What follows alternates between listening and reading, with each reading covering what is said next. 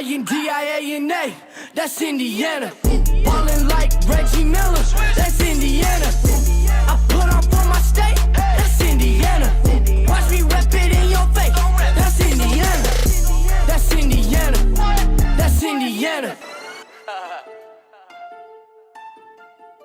Salut, c'est Chanouillette de Ludovox, je suis à la Gen Con 2016 et me voilà sur le stand de Pretzel Games en compagnie de Martin Bouchard.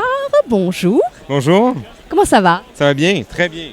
C'est le premier jour, c'est encore le début de la convention, donc on est plein d'énergie et là on va faire une petite vidéo sur la nouvelle extension de Flick 'em Up. Donc ça va sortir sur le salon si je ne me trompe pas. Oui, c'est sorti sur le salon, c'est la deuxième extension du jeu. Alors on va rappeler juste pour ceux qui ne connaissent pas Flick 'em Up, le jeu de base. En gros, c'est un jeu de pichenette qui se joue de 2 à 10.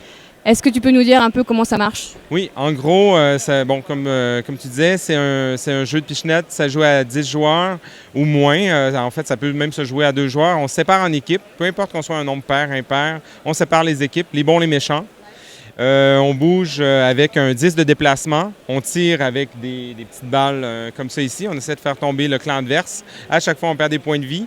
Le tout est réglé par des scénarios. Il y a 10 scénarios dans le jeu qui indiquent chacun c'est quoi l'objectif de la partie. Dès qu'une équipe rejoint son objectif, la partie est terminée, on a une équipe gagnante. Donc là, il y a déjà eu une première extension.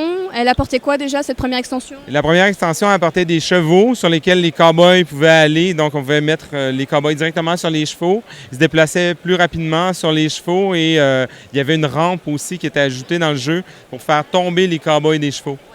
Et là, on arrive avec les Indiens. Oui, ça c'est comme la logique là, d'inclure un nouveau clan. Donc, nous, chez nous, on dit Amérindiens. Et donc, les Amérindiens sont le nouveau clan qui, ce qui était super intéressant, c'est qu'ils sont vraiment différents des 2 clans qu'on connaît de la boîte de base. Du coup, eux, ils vont se battre avec des arcs? Oui, ils vont se battre avec des arcs et on peut aussi remarquer qu'ils jouent dans un sens différent des cow-boys. Les cow-boys, habituellement, sont sur ce sens-là avec leur chapeau. Les Amérindiens, eux, vont se présenter comme ça, avec une plume sur la tête. Et c'est ça, la plume, au lieu de renverser le chapeau comme de le flipper normalement, celle-là, on va juste l'enlever. Il y a une petite fente ici qu'on va flipper comme ça pour indiquer si l'Amérindien a joué ou non. D'accord. Et alors après, quand ils veulent lancer des flèches, comment ça se passe? Bon, ça, c'est la partie vraiment cool du jeu. C'est qu'on a un arc ici qui est construit à partir de 2 parties, comme ça ici. Fait qu'on va aller l'installer directement sur l'Amérindien comme ça. Et il y a 2 types de flèches, dépendamment des scénarios. Bon, la flèche normale, qui est une flèche comme ça qui va donner un dommage au cowboy qui la reçoit, il va perdre un point de vie. Ou il y a la flèche enflammée, comme ça, dans des scénarios, où est-ce qu'on peut carrément enflammer des buildings. Donc là, comme je tire sur des cowboys, je vais te faire une petite démo en tirant une flèche directement, comme ça. Hein? Nice shot! Et des années de pratique. C'est impressionnant. Bravo. Et du coup, les cow-boys, eux, vont pouvoir... Non, ça c'est aussi les Indiens qui ont des tomahawks. Bien, ça vient avec 2 armes différentes. En fait, ils ont la flèche, comme je viens de lancer, et ils ont le tomahawk. Le tomahawk, lui, il va être utilisé comme ça aussi dans la ville, normalement. L'avantage, c'est que si je réussis à tirer sur un cow-boy, quand il va se déplacer par la suite... Bon, là, je l'ai raté. OK. On va la refaire. Si je réussis à le faire tomber... Bien là, on va lui mettre un token Tomahawk dessus et à sa prochaine action, au lieu de se lever puis de pouvoir tirer, il va devoir bouger plus loin puis revenir puis tirer.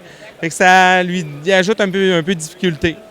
Donc c'est pour ceux qui maîtrisent déjà bien le jeu de base. Puis dans les duels, l'Amérindien il utilise toujours le Tomahawk à la place de l'arc parce qu'il y a moins de temps pour réagir. Fait qu'il se sert de son Tomahawk, il lance le Tomahawk. Et on a aussi des nouveaux scénarios. Oui, on a des nouveaux scénarios. Il y a 5 scénarios dans la boîte, plus un 6e qui utilise Stallion Canyon, plus Red Rock Tomahawk. Donc, on peut jouer à 3 clans dans celui-là. Il est disponible en ligne. Il faut avoir une très grande table comme ici, donc. Oui, ouais. Ou joindre 2 tables, là aussi. Ce qui est intéressant, c'est qu'avec les canyons, on sépare les villages en 2 villages différents. Puis, si jamais la table est trop petite pour faire 3 villages différents, on peut prendre un canyon puis le mettre sur une autre table. Fait que là, on joue avec 2 tables différentes. Et le Red Rock du titre? Oui, Le Red Rock du titre, c'est une montagne comme ça ici qui permet de, comme les bâtiments, on peut rentrer à l'intérieur, donc on va aller s'installer sur la montagne. Et là, de la montagne, ce qui est super cool, c'est qu'on va pouvoir, encore une fois, aller tirer des flèches, que je vais viser lui. Là. Bon, je visais le cactus finalement. Et autant pour le cactus, ok. Ok, et donc là on a un petit totem et un petit tipi, enfin petits, ils sont plutôt gros. Comme ça dans le jeu des bâtiments, le totem qui a aussi une fonction spéciale dans certains scénarios, des forêts comme tu peux voir là-bas. Alors c'est ça, plein de trucs qui sont vraiment reliés à la nature. Ça fait un peuple qui est complètement différent des autres. D'accord, et elle sera à quel prix cette extension? 35. $25 ou euros? US ici. Ok, vous faites la conversion chez vous. Pardon pour la conversion en euros, je connais pas le prix. Ben le même prix, je pourrais dire le même prix que Stallion Canyon. Ok. Alors, est-ce que tu peux nous dire juste un petit mot sur la version plastique du jeu de base? Parce que j'ai entendu dire qu'il allait y avoir une version du jeu de base qui allait être faite, justement, on parlait du prix, un peu moins cher, enfin même carrément moitié prix presque, mais tout en plastique. Tu peux nous en dire un petit mot? Alors, l'idée de ça, c'était de toujours commencer avec les versions de luxe, les versions de bois et tout ça, d'insister sur le bois. Mais après ça, on s'est dit, OK, ce serait intéressant de rendre disponible pour tout le monde, ceux qui décident d'investir un peu moins dans les jeux, mais de l'avoir et d'avoir le même fun. Alors, le jeu, il vient avec les mêmes scénarios, le même matériel, carton pour les buildings et tout ça, des légers changements au niveau des box ici pour mettre les personnages, mais ça fonctionne super bien. Et les pièces, donc les cow-boys sont en plastique et ils ont le même poids. Les disques de déplacement, les balles aussi, ils ont le même poids. Ça donne le même feeling de jeu que le jeu. C'est qu'il est vraiment intéressant. Aussi, on est allé vraiment à fond avec les fournisseurs, chercher les bonnes pièces et tout ça. Fait qu'on est très content de la version plastique qu'on offre. D'accord, parce que c'est vrai que c'est pas forcément évident d'avoir le même poids dans le doigt. Ça, c'est important parce que c'est une question de feeling là, de OK, que tu pitches, mais que ça n'aille pas à tout coup plus loin que la table.